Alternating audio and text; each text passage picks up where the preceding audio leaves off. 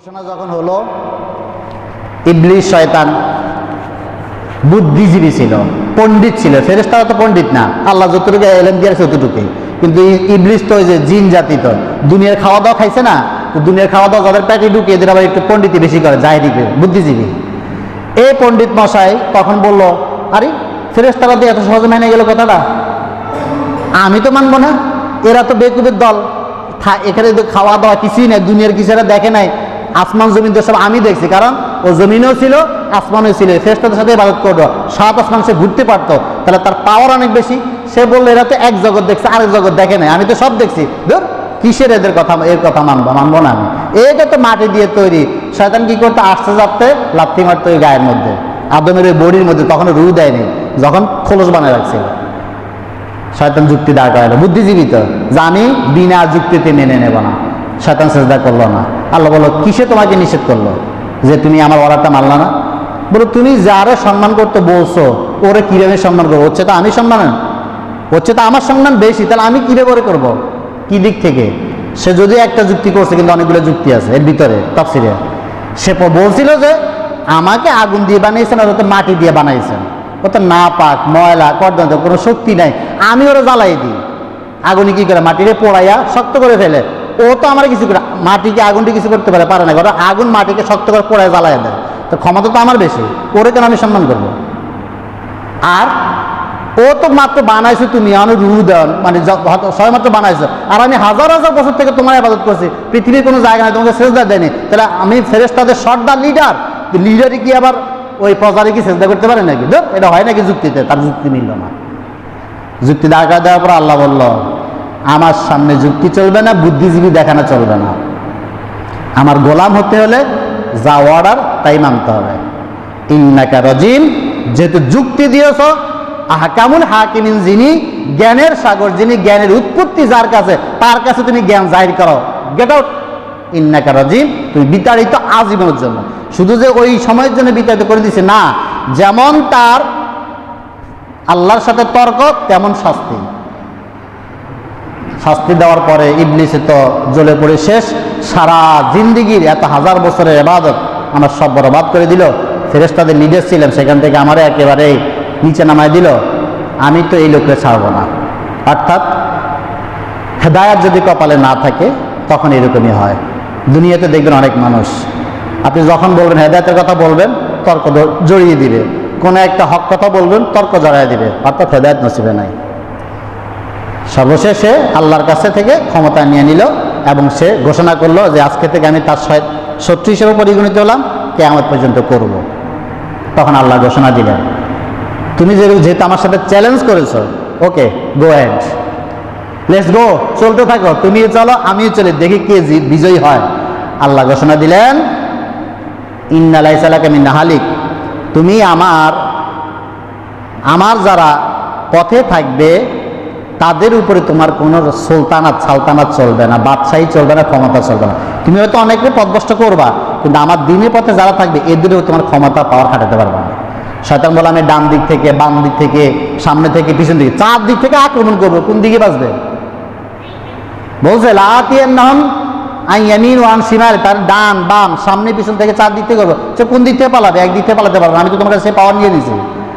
আল্লাহ বলল, ঠিক আছে, সেই ক্ষমতা তোমাকে দেওয়া হইলো, কিন্তু বোকা, আমার সাথে যদি তুমি তর্ক করা, জ্ঞান দেখো তোমার জ্ঞানের স্বল্পতা কোথায়।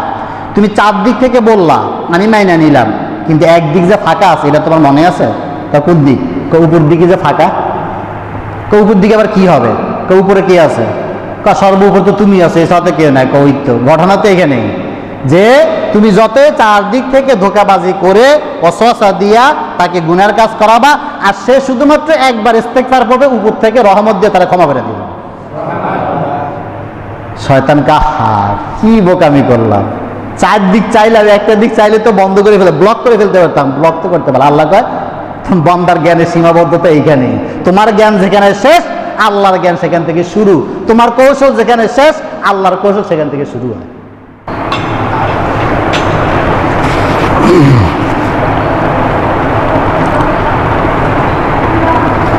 আসসালামু আলাইকুম ওয়া রাহমাতুল্লাহি ওয়া বারাকাতুহু।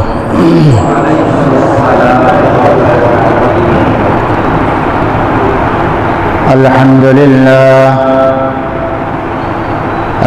لله الذي جعل الشمس والقمر بحسبان. الحمد لله الذي خلق الإنسان وعلمه من البيان ما لم يعلم. نشهد أن لا إله إلا الله وحده لا شريك له، ونشهد أن سيدنا وسندنا وحبيبنا ومولانا محمد صلى الله عليه وسلم الذي أرسله الله بالحق بشيرا ونذيرا وداعيا إلى الله بإذنه وسراجا وقمرا منيرا. أما بعد فقد قال الله سبحانه وتعالى: أعوذ بالله من الشيطان الرجيم. بسم الله الرحمن الرحيم.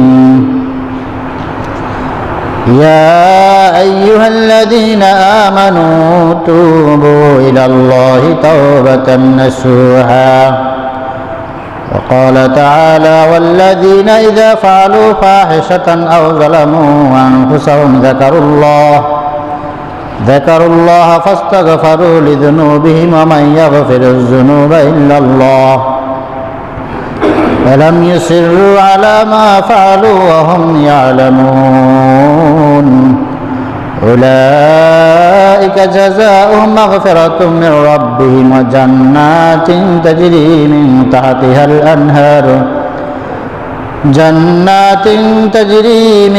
تحتها الأنهار خالدين فيها ونعم أجر العاملين.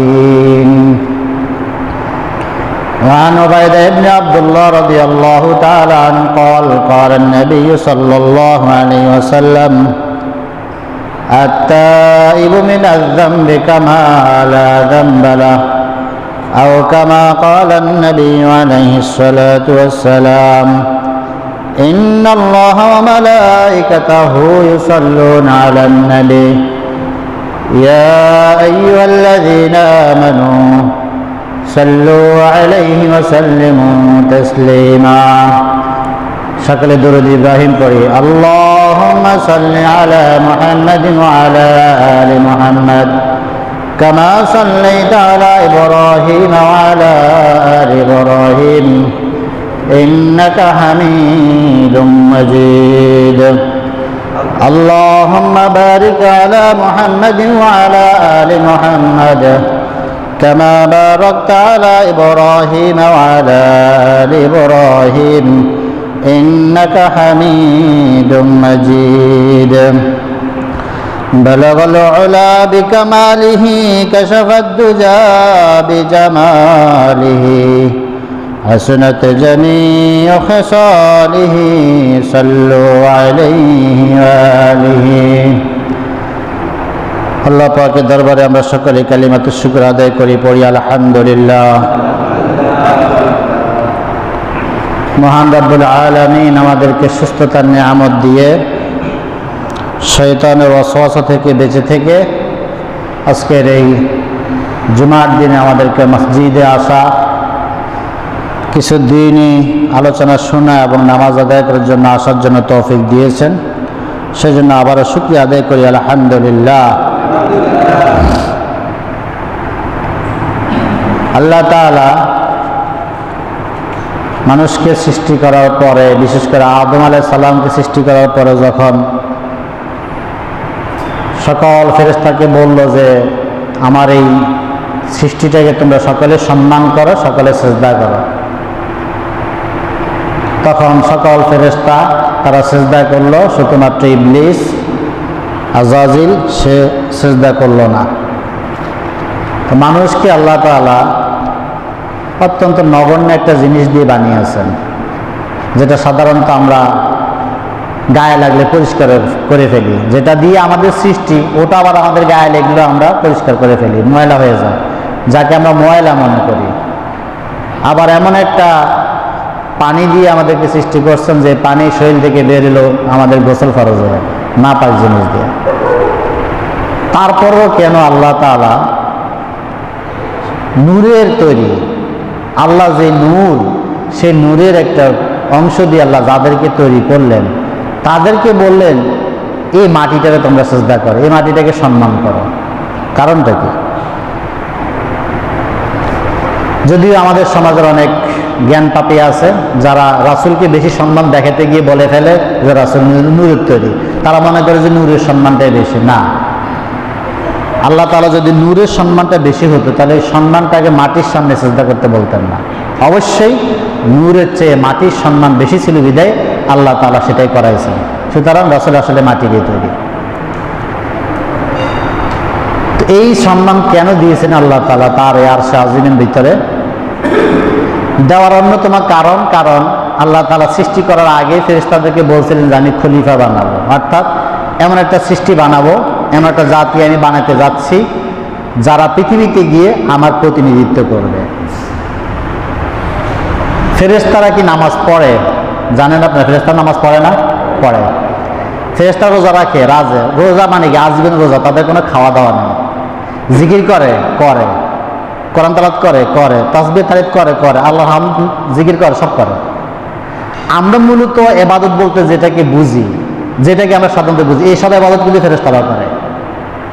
তাহলে একই হলো, বরং আল্লাহ তাআলার আয়াত যে আল্লাহ তাআলা বলছেন যে ফেরেশতাদেরকে এমন অবস্থা, যাকে যে অর্ডার করে রেখেছি একটা সেকেন্ড, এক চোখের পলকও সে ওই অর্ডার থেকে এক পা বিচ্যুত হয় না, অর্থাৎ nothing, not a single second সে আল্লাহ ইবাদত থেকে বঞ্চিত হয়, মাহরুম থাকে, বা একটু ফুরসত নেয়, বা একটু রেস্ট করে যে এখন আর আল্লাহ ইবাদত করলাম না, এখন জিকির করলাম না। ফেরেশতার কি ঘুম আছে? ঘুম নাই। তাদের খাওয়ার নাই, ঘুম নাই, সংসার নাই, অর্থাৎ 24 আওয়ার সবসময় আল্লাহর ইবাদতের ভিতরে আছে। যারা যে ইবাদতে লাগাই রাখছে ওই ইবাদতে লেগে আছে। তারপরও কেন এইরকম ইবাদতকারী ফেরেশতার চেয়ে কেন এই মাটির, যেটা দুর্গন্ধ, ময়লা, হাঁচি দিলে নাক দিয়ে ময়লা বের হয়, কাশি দিলে বের হয়, তাকে কেন এত সম্মান দিলেন? খায় ভালো জিনিস, বের হয় পচা জিনিস। খাওয়ার সময় ওযু লাগে না, বেড়ে গেলে ওযু লাগে, গোসল লাগে। কান দিয়ে ময়লা বের হয়, চোখ দিয়ে দেখে না, আন্ডা কানা কালো। ফেরেশতার কি কালো আছে নাকি? ফেরেশতার কি বুড়া আছে নাকি? এর বৃদ্ধ নাই, বুড়া নাই, মহিলা নাই, কোনো নাপাকি নাই। এরপরও কেন মানুষকে এত সম্মানটা দিলেন? একটাই কারণ, আল্লাহ বলেছেন আমার এই মানুষ ছাড়া আর যারা আছো তারা আমার প্রতিনিধিত্ব করো না, তারা আমার গোলামি করো না। তোমরা সকলে আমার গোলাম, আর গোলামের কাজ যা বলছে তাই করবে। কিন্তু মানুষ আমার গোলাম প্লাস আরেকটা দায়িত্ব তারা আছে, সে আমার খলিফা, আমার প্রতিনিধিত্ব, মানে প্রাইম মিনিস্টার, প্রধানমন্ত্রী, রাষ্ট্রপতি, বাদশাহ যারা বাদশাহ তার প্রতিনিধিত্ব করবে দুনিয়াতে এই নাপাক ময়লাওয়ালা লোকটাই। এই নাপাক মাটি দিয়ে বানানো, নাপাক পানি দিয়ে বানানো, এটাই দুনিয়াতে আমার প্রতিনিধিত্ব করবে। যার কারণে তোমাদের মধ্যে আর তাদের মধ্যে ইবাদতগত দিকে পার্থক্য নাই, পার্থক্য হচ্ছে গোলামির দিক থেকে, খলিফার প্রতিনিধিত্বের দিক থেকে। এই জন্য বসে এদেরকে সম্মান করা, কারণ এরা যদিও দুর্বল তোমাদের চেয়ে শ্রেষ্ঠ হয়ে যাবে। তখন এই ঘোষণা যখন হলো, ইবলিস শয়তান বুদ্ধিজীবী ছিল, পণ্ডিত ছিল। ফেরেশতারা তো পণ্ডিত না, আল্লাহ যতটুকু এলেম দিয়েছে ততটুকুই। কিন্তু ইবলিস তো ওই যে জিন জাতি, তো দুনিয়ার খাওয়া দাওয়া খাইছে না, তো দুনিয়ার খাওয়া দাওয়া যাদের পেটে ঢুকে এদের আবার একটু পণ্ডিতি বেশি করে, জাহিরি বুদ্ধিজীবী। এই পণ্ডিত মশাই তখন বলল, আরে ফেরেশতারা দিয়ে এত সহজে মেনে গেল কথাটা, আমি তো মানবো না। এরা তো বেকুবের দল, এখানে খাওয়া দাওয়া কিছুই নাই, দুনিয়ার কিছু এরা দেখে নাই। আসমান জমিন তো সব আমি দেখছি, কারণ ও জমিনেও ছিল, আসমানেও ছিল। ফেরেশতাদের সাথে ইবাদত করতো, 7 আসমান সে ঘুরতে পারতো, তাহলে তার পাওয়ার অনেক বেশি। সে বললো এরা তো এক জগৎ দেখছে, আরেক জগৎ দেখে নাই, আমি তো সব দেখছি। ধর কিসের এর কথা মানবো না আমি। এটা তো মাটি দিয়ে তৈরি। শয়তান কি করতো? আসতে যাতে লাথি মারতো ওই গায়ের মধ্যে, আদমের ওই বডির মধ্যে। তখন রু দেয়নি, যখন খোলস বানায় রাখছিল। শয়তান যুক্তি দাঁড় করালো, বুদ্ধিজীবী তো, যে আমি বিনা যুক্তিতে মেনে নেব না। শয়তান সেজদা করলো না। আল্লাহ বললো, কিসে তোমাকে নিষেধ করলো যে তুমি আমার অর্ডারটা মানলা না? বলো, তুমি যারে সম্মান করতে বলছো ওরে কিভাবে সম্মান করবো? হচ্ছে তো আমি সম্মান, হচ্ছে তো আমার সম্মান বেশি, তাহলে আমি কিভাবে করবো? কি দিক থেকে? সে যদি একটা যুক্তি করছে, কিন্তু অনেকগুলো যুক্তি আছে এর ভিতরে তাফসীরে। সে বলছিল যে আমাকে আগুন দিয়ে বানিয়েছেন, আর মাটি দিয়ে বানাইছেন। ও তো না পাক ময়লা কর্দন্ত কোনো শক্তি নাই, আমি ওরা জ্বালাই দিই। আগুনে কি করে মাটিরে পোড়াইয়া শক্ত করে ফেলে, ও তো আমার কিছু করে মাটিকে আগুনটি কিছু করতে পারে না, ওরা আগুন মাটিকে শক্ত করে পোড়ায় জ্বালাই দেয়। তো ক্ষমতা তো আমার বেশি, ওরে কেন আমি সম্মান করবো? আর ও তো মাত্র বানাইছো তুমি, আমি রু দেন মানে সবাই মাত্র বানাইছো, আর আমি হাজার হাজার বছর থেকে তোমার ইবাদত করছি, পৃথিবীর কোনো জায়গা নাই তোমাকে সেজদা দেয়নি, তাহলে আমি ফেরেশতাদের সর্দার লিডার, লিডারই কি আবার ওই প্রজারে কি সেজদা করতে পারে নাকি? ধর, এটা হয় নাকি যুক্তিতে? তার যুক্তি মিলল না। যুক্তি দেখা দেওয়ার পর আল্লাহ বলল, আমার সামনে যুক্তি চলবে না, বুদ্ধিজীবী দেখানো চলবে না। আমার গোলাম হতে হলে যা অর্ডার তাই মানতে হবে। ইন্নাকা রাজিম, যেহেতু যুক্তি দিয়েছ, আহকামুল হাকিমিন, যিনি জ্ঞানের সাগর, যিনি জ্ঞানের উৎপত্তি যার কাছে, তার কাছে তুমি জ্ঞান জাহির করো, গেট আউট। ইন্নাকা রাজিম, তুমি বিতাড়িত আজীবনের জন্য। শুধু যে ওই সময়ের জন্য বিতাড়িত করে দিছে না, যেমন তার আল্লাহর সাথে তর্ক তেমন শাস্তি। শাস্তি দেওয়ার পরে ইবলিসে তো জ্বলে পড়ে শেষ, সারা জিন্দিগির এত হাজার বছরের ইবাদত আমার সব বরবাদ করে দিল। ফেরেশতাদের লিডার ছিলাম, সেখান থেকে আমারে একেবারে নিচে নামায় দিল। আমি তো এই লোককে ছাড়বো না। অর্থাৎ হেদায়াত যদি কপালে না থাকে তখন এরকমই হয়। দুনিয়াতে দেখবেন অনেক মানুষ, আপনি যখন বলবেন হেদায়াতের কথা বলবেন, তর্ক জড়িয়ে দিবে, কোনো একটা হক কথা বলবেন, তর্ক জড়াইয়ে দিবে, অর্থাৎ হেদায়াত নসিবে নাই। সর্বশেষে আল্লাহর কাছে থেকে ক্ষমতা নিয়ে নিল এবং সে ঘোষণা করলো যে আজকে থেকে আমি তার শত্রু হিসেবে পরিগণিত হলাম, কিয়ামত পর্যন্ত করব। তখন আল্লাহ ঘোষণা দিলেন, তুমি যেহেতু আমার সাথে চ্যালেঞ্জ করেছো, ওকে গো হেড, লেটস গো, চলতে থাকো, তুমি চলো আমিও চলি, দেখি কে বিজয়ী হয়। আল্লাহ ঘোষণা দিলেন, ইন্না লাইসা লাকা মিন নাহালিক, তুমি আমার যারা পথে থাকবে তাদের উপরে তোমার কোনো সালতানাত চলবে না, বাদশাহী চলবে না, ক্ষমতা চলবে না। তুমি হয়তো অনেকে পথভ্রষ্ট করবা, কিন্তু আমার দিনের পথে যারা থাকবে এদেরও তোমার ক্ষমতা পাওয়ার খাটাতে পারবে না। শয়তান বলে আমি ডান দিক থেকে, বাম দিক থেকে, সামনে থেকে, পিছন দিকে, চার দিক থেকে আক্রমণ করবো, কোন দিকে বাঁচবে? বলছে লাতিয়ান্নাহুম আন ইয়ামিন ওয়া আন শিমাল, তার ডান বাম সামনে পিছন থেকে চার দিক থেকে করবো, সে কোন দিক থেকে পালাবে? এক দিক থেকে পালাতে পারবে না, আমি তো তোমার কাছে সে পাওয়ার নিয়ে নিয়েছি। আল্লাহ বলল ঠিক আছে, সে ক্ষমতা তোমাকে দেওয়া হইলো, কিন্তু বোকা, আমার সাথে যদি তুমি তর্ক করা, জ্ঞান দেখো তোমার জ্ঞানের স্বল্পতা কোথায়। তুমি চার দিক থেকে বললা, আমি মাইনা নিলাম, কিন্তু একদিক যে ফাঁকা আছে এটা তোমার মনে আছে? কোন দিক? উপর দিকে যে ফাঁকা, উপর দিকে আবার কি হবে? উপরে কে আছে? সর্বোপর তো তুমি আছো, এর সাথে কেউ নাই। ওই তো ঘটনা তো এখানেই, যে তুমি যত চারদিক থেকে ধোঁকাবাজি করে ওয়াসওয়াসা দিয়া তাকে গুনার কাজ করাবা, আর সে শুধুমাত্র একবার ইস্তেগফার পড়বে, উপর থেকে রহমত দিয়ে তারা ক্ষমা করে দিবে। শয়তান কাহার, কি বোকামি করলাম! চারদিক চাইলে, একটা দিক চাইলে তো বন্ধ করে ফেলে, ব্লক করে ফেলতে পারতাম, ব্লক তো করতে পারলাম। আল্লাহ কয় বান্দার জ্ঞানের সীমাবদ্ধতা এইখানেই, তোমার জ্ঞান যেখানে শেষ আল্লাহর জ্ঞান সেখান থেকে শুরু, তোমার কৌশল যেখানে শেষ আল্লাহর কৌশল সেখান থেকে শুরু হয়। তাহলে বান্দাদের জন্য আল্লাহ তাআলা একটা পথ খোলা রাখলেন, আপনার মাথার উপরের আসমানের পথ, আসমানের দরজা 24 ঘন্টায়, যে কোনো সময়, যে কোনো মুহূর্তে 24 ঘন্টা আপনার জন্য খোলা। গুনাহ করার পরে শুধুমাত্র একবার মনে করেন যে শয়তান চারদিক থেকে ধোঁকা দিয়ে আমার গুনাহ করায় ফেলছে, আল্লাহ আমার জন্য একটা পথ খোলা রাখছে, শুধু আল্লাহর কাছে ইস্তেগফার করা, তাওবা করা, আল্লাহ উপর থেকে রহমত দিয়ে আপনাকে মাফ করে দেবেন। তাহলে কাজ একটাই, গুনার সাথে সাথে তাওবা করা। তার মানে আজকের বিষয় হচ্ছে আসলে তাওবা এবং ইস্তেগফার। এটা আমাদের মধ্যে থেকে হারায় যায়। গুনাহ করে গুনাহ মনেও করি না, আবার এখান থেকে তাওবা করে ফিরে আসতে হবে এটাও মনে করি না। অনেক আবার মূর্খতা বশত যে আমি তো গুনাহ করেই ফেলছি, তাহলে আমার কি আর মাপ আছে নাকি, আমি এতগুলা গুনাহ করছি না।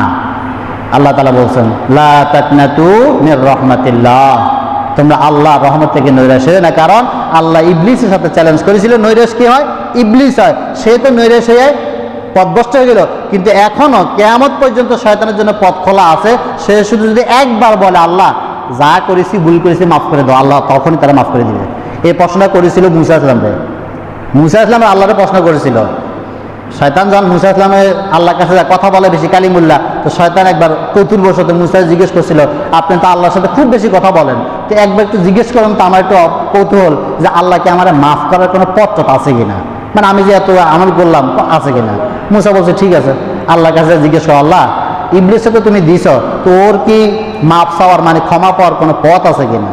আল্লাহ বলে অবশ্যই, আমি তো রহমানুর রহিম, আমার দরজা কেয়ামত পর্যন্ত খোলা আছে, রহমতের দরজা।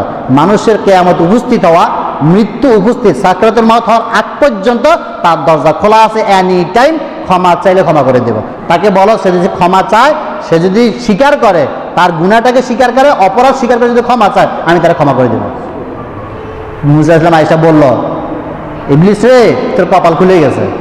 কিভাবে? আল্লাহ আমার সাথে ওয়াদা করেছে যে কিয়ামত পর্যন্ত তোর জন্য সুযোগ আছে, এবং প্রত্যেকটা বান্দার জন্য আল্লাহ এই সুযোগ আছে, শুধু তোর জন্য, সবার জন্য এই সুযোগ আছে। সকলের কিয়ামতের আগ পর্যন্ত, যার যার মৃত্যুর আগ পর্যন্ত যদি কোনো এক সময় আল্লাহর কাছে ইস্তেগফার করে, আল্লাহ কিন্তু মাফ করে দিবে। সুতরাং দূর ওই সময় করি নাই, এত বছর পর আর করবো না, আমার কাজ আমি চালাতে থাকি, হেদায়াত নসিবে নেই। তাহলে আমাদের কাজ কি? ইস্তেগফার এবং তওবা করা। এখন আমি যে আয়াত তেলাওয়াত করেছি সূরা তাহরিমের 8 নম্বর আয়াত, এইখানে আল্লাহ বলছেন, ইয়া আইয়ুহাল্লাযীনা আমানু তুবু ইলাল্লাহি তাওবাতান নাসুহা। হে ঈমানদারগণ, তুবু ইলাল্লাহ, আল্লাহর দিকে ফিরে আসো, আল্লাহর কাছে তওবা করো, আল্লাহর কাছে ক্ষমা চাও, প্রত্যাবর্তন করে ফিরে আসো। তাওবাতান নাসুহা, প্রকৃত তওবা, প্রকৃত ফেরত আসা, সত্যিকারে ফেরত আসা, ধোঁকাবাজির ফেরত আসা নয়। নাসুহা মানে একেবারে নসিহত, তোমার বিশ্বাসের সহকারে এবং প্রকৃতভাবে নিজের অন্তর এবং দেহ এবং আমল তিনটা সমন্বয় থাকতে হবে। তওবার 3টা শর্ত আছে, 3টা জিনিসের সমন্বয় যখন হবে তখন আপনার তওবা কবুল হবে, এবং এটাকে তাওবা নাসুহা বলে। তাহলে আল্লাহ বলেন, ইয়া আইয়ুহাল্লাযীনা আমানু, কমন সকল ইমানদারদের জন্য শর্ত হচ্ছে, গুনাহ হয়ে যাবে, তুমি মুমিন ঠিক আছো, কিন্তু হয়তো তোমার ঈমান ঠিক আছে, তুমি শিরিক করো নাই, কিন্তু গুনাহ হয়ে গেছে, তোমার জন্য দরজার পথ খোলা আছে, সঠিকভাবে ফেরত আসো, খালেসভাবে আল্লাহর দিকে ফেরত আসো। এই সময়ে কোনো বাধা নাই। কখন পর্যন্ত? হাত্তা ইয়াতিয়াকাল মাউত, তোমার মৃত্যুর আসার আগ পর্যন্ত তোমার জন্য আমার রাস্তা খোলা। তুমি শুধু একবার তওবা করে ফিরে আসো, বান্দা, আমি তোমাকে আমার রহমতের কোলে জড়াই দিতে প্রস্তুত আছি। সৃষ্টিকর্তার সাথে স্রষ্টার পার্থক্যটা কি দেখেন। পৃথিবীতে কোনো আদালত, কোনো মানুষ বলে না অন্যায় করছো আসো আমার কাছে ক্ষমা করে দিবে, বরং অন্যায় করছো তোর আমি দেখে নেব, জেল দিব, জুলুম দিব, মামলা করবো, আর্থিক জরিমানা করবো, যতটুকু পারি তোর আমি মেরে ছাড়বো। মানুষ সাধারণত এই গুণে গুণান্বিত হয় না। এই গুণটা অনেক স্পেশাল একটা গুণ, যার কারণেই আল্লাহ তাআলা 24 আওয়ার ডাকতে থাকে। শুধু তাই না, আরেক হাদিসের মাধ্যমে তাহাজ্জুদের ব্যাপারে যেটা বলা হলো, এমনিতে তো যেমন সবে কদর, সবে বরাত বিভিন্ন রজতে আসে, কমন প্রতি রাতেই আল্লাহ তাআলা রাতের তৃতীয়াংশ পার হওয়ার পরে সুবহে সাদিকের আগে দুনিয়ার আসমানে আল্লাহ তাআলা নেমে এসে মানুষকে ডাকতে দেয়। এটা বুখারী শরীফের হাদিস।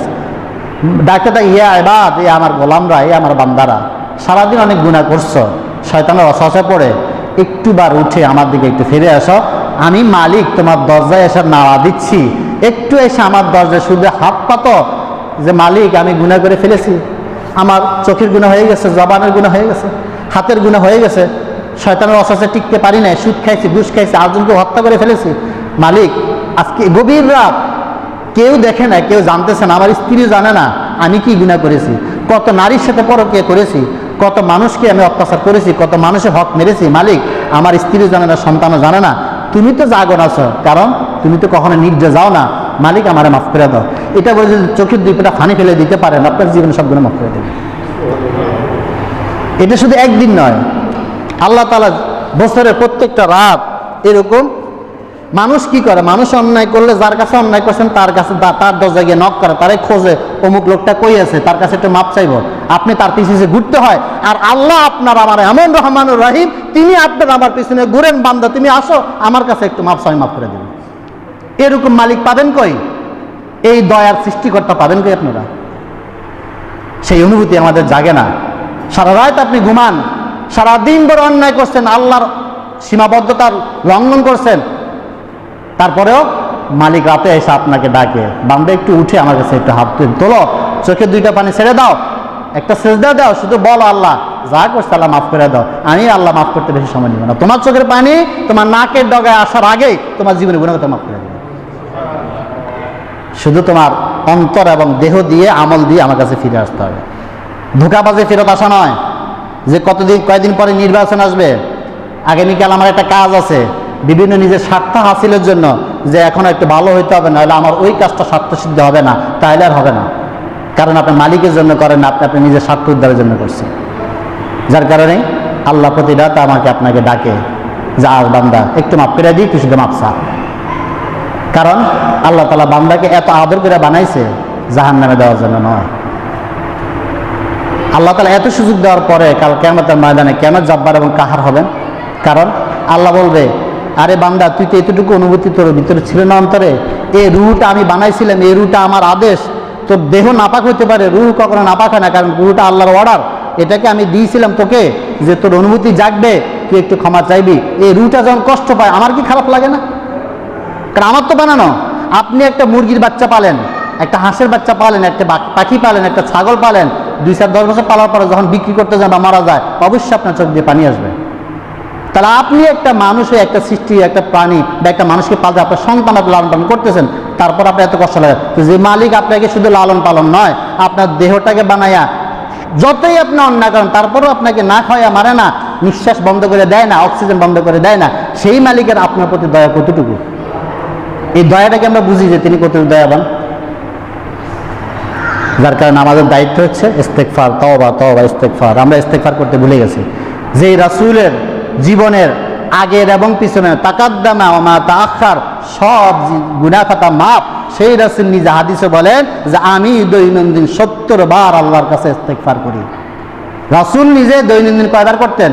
70 বার ইস্তেগফার করতেন আল্লাহর কাছে, আর আমরা তো একবারও করি না। অথচ যে রাসূলের কোনো গুনাহ ছিল না। এরপরে আল্লাহ তাআলা সূরা আলে ইমরানের 135 থেকে 137 নম্বর আয়াতে বলছেন, আল্লাযীনা ইযা ফাআলু ফাহিশাতান আও যালামু, আমার বান্দাদের মধ্যে থেকে যারা ঈমান আছে কিন্তু মাঝে মধ্যে শয়তানের ওয়াসওয়াসায় পড়ে, ফাআলু ফাহিশা, অন্যায় কাজ, ফাহিশা কাজ, বেহায়াপনার কাজ, ব্যভিচারের কাজ, গরিত কাজ করে ফেলে, আও যালামু আনফুসাহুম, অথবা নিজের উপরে, নিজের আত্মার উপরে জুলুম করে ফেলে গুনাহ করার কারণে, যাকারুল্লাহ, যখনই সে গুনাহ করলো, গুনার কাজটা হয়ে গেছে, হওয়ার সাথে সাথেই যাকারুল্লাহ, এক নম্বর হচ্ছে তখন তার আল্লাহর কথা স্মরণ হয়ে যায় যে আল্লাহ আমি কি করে ফেললাম। গুনাহটা যখন করতেছে ওই হয়তো জ্ঞান নাই, তখন ওই চিন্তাটা করতেছে না, কিন্তু গুনাহ হয়ে যাওয়ার পরে 1 নম্বর শর্ত যাকারুল্লাহ, তখন সাথে সাথে আল্লাহকে স্মরণ করে, আল্লাহ আমি এটা কি করে ফেললাম। দ্বিতীয় ফাস্তাগফারু লিযুনুবিহিম, এরপরে ইস্তেগফার করে। প্রথমে অনুভূতি জাগে, এই যাকারুল্লাহ মানে এই যে বলছে তওবার 3টা শর্ত এই আয়াতের ভিতরে আছে। 1 নম্বর, আপনি গুনার কাজ করার পরেই প্রথম কাজ হচ্ছে আপনার অনুভূতি জাগতে হবে, এটা গুনাহ করেছেন, আল্লাহকে ডাকতে হবে, আল্লাহ আমি অন্যায় করে ফেলেছি। এই স্বীকারোক্তি আপনাকে দিতে হবে যে আল্লাহ আমি গুনাহ করে ফেলেছি, তোমার অবাধ্যের কাজ করে ফেলেছি। দ্বিতীয় কাজ ফাস্তাগফারু, ইস্তেগফার করা। দ্বিতীয় কাজ কি? ইস্তেগফার করতে হবে, আল্লাহ আমি তো করে ফেলেছি, তোমার কাছে মাপ চাই, আল্লাহ তুমি আমাকে মাফ করে দাও। আমাই ইয়াগফিরুয যুনুবা ইল্লাল্লাহ, আর অন্তরে আবার এই বিশ্বাস রাখতে হবে, আল্লাহ যে গুনাহ করেছি তুমি ছাড়া আমার আর কেউ মাফ করতে পারবে না, তুমি ছাড়া আমাকে কেউ মাফ করতে পারবে না। এই অনুভূতি যে আল্লাহ তুমি ছাড়া আমাকে মাফকারী আর কেউ নাই, তুমি মাফ করে দাও। ওয়ালাম ইউসিররু আলা মা ফাআলু ওয়া হুম ইয়ালামুন, এই 3 নম্বর শর্ত। ওয়ালাম ইউসিররু, তারা অবিচল থাকে না, এটার উপরে দৃঢ় থাকে না। মা ইয়াফালুন, যেটা তারা করেছে, অর্থাৎ গুনার যে কাজ করেছে ওটার উপরে অবিচল থাকে না, বরং এখান থেকে ফিরে আসে ইয়ালামুন, জ্ঞান বশত, জানা বশত, আর এই গুনার কাজ করে না, ওই গুনার কাজ থেকে ফিরে আসে এবং এই গুনাহটাকে ছেড়ে দেয়, যে জীবনে আর এই গুনাহটা করবো না, এই পাকাপোক্ত আলাদা করে। এই 3টা শর্ত যাদের হবে তাদের হবে তাওবায়ে নাসুহা। তাহলে 1 নম্বর কি? আল্লাহ বলছেন গুনাহ হয়ে যাওয়ার পরে সাথে সাথে আল্লাহকে স্মরণ করতে হবে যে আল্লাহ আমার গুনাহ হয়ে গেছে, এই অনুভূতি জায়গা নিজেকে স্বীকারোক্তি দিতে হবে। দ্বিতীয় নম্বর হচ্ছে ফাস্তাগফিরু লিযুনুবিহিম, নিজের গুনার জন্য আল্লাহর কাছে মাপ চাইতে হবে, আল্লাহ মাফ করে দাও। তৃতীয় নম্বর শর্ত হচ্ছে ওয়ালাম ইউসিররু আলা মা ফাআলু ওয়া হুম ইয়ালামুন, জানা বশত, জ্ঞান বশত আর ওই কাজ করা যাবে না, ওই গুনার কাজটা জারি রাখা যাবে না, তৎক্ষণাৎ বন্ধ করে দিতে হবে এবং ঈমান পাকাপোক্ত নিয়ত করতে হবে ভবিষ্যতে আর কোনোদিন আমি গুনাহ কাজ করবো না। এরপর আবার হয়ে গেলে আবারও সেম পদ্ধতি, যতবারে গুনাহ হবে ততবারে সেম পদ্ধতি। এইভাবে কতদিন চলবে? আপনার যতদিন নিঃশ্বাস আছে, আপনার সাকরাতুল মাউত যতদিন না হবে ততদিন পর্যন্ত আপনার এই ধারাটা চালু থাকবে, আল্লাহ ধারা জারি রাখবেন, ওই পর্যন্ত আপনাকে সুযোগ দেওয়া আছে। এখন আপনি মনে করবেন তাহলে আমার নিঃশ্বাস কবে বন্ধ হবে? আমি যখন 85 বছর বয়স হবে তখন। নিঃশ্বাসটা কখন বন্ধ হবে? নিঃশ্বাসটা বন্ধ হবে ইজা জাআ আজালুহুম লা ইস্তাখিরুনা সাআতাও ওয়া লা ইস্তাকদিমুন, যখন তোমাদের কারো শেষ সময়টা চলে আসবে, 1 সেকেন্ড আগেও আজরাইল নিবে না, 1 সেকেন্ড তোমাকে ফুসরত দিবে না। শব্দাদের নাম শুনছেন না? বেহেশত তৈরি করছিল, কি মজা! বেহেশত ঢুকবে, মাত্র এত সুন্দর বালাখানা তৈরি করছে দুনিয়াতে, সে আল্লাহর সাথে চ্যালেঞ্জ করে বেহেশত তৈরি করছে, আল্লাহ দেখার সুযোগ দেননি। আজরাইল আলাইহিস সালাম আল্লাহ একদিন প্রশ্ন করছিল, আজরাইল তুমি যে পৃথিবীতে এত মানুষের, লক্ষ কোটি মানুষের প্রাণ যে কবজ করো, তোমার কি মায়া লাগে না? তোমার কি কষ্ট লাগে না? বলছিল, ইয়া আল্লাহ, 3টা মানুষের জান কবজ করতে আমার খুব কষ্ট লাগছে, তার মধ্যে একটা আছে এই সাদ্দাত, যে এই লোকটা তোমার সাথে চ্যালেঞ্জ করে পৃথিবীতে জান্নাত বানিয়েছিল, জান্নাতে তুমি তাকে ঢুকতে দাও না। আমার তখন খুব লাগছে জিনিসটা, কি মানুষ, কি বানাইছে, তার জীবনের সকল উপার্জন দিয়ে আখেরাত তো হারাইছে, কারণ আজরাইল তো জানে তো আখেরাত নাই, এটা আখেরাত তো হারাইছে, আখেরাতের জান্নাতও দেখতে পারলো না, দুনিয়াতে যে জান্নাত বানাইছে এটাও দেখতে পারলো না, এর সে কপাল পড়া আছে নাকি? এই জন্য আমার তখন খুব লাগছিল, যদি একটু দেখে আসতে পারতো তাহলে একটু আমার মনে শান্তি লাগছে, যাই দুনিয়াতে তো অন্তত জান্নাতটা দেখছে, তাও দেখতে পায়নি। সুতরাং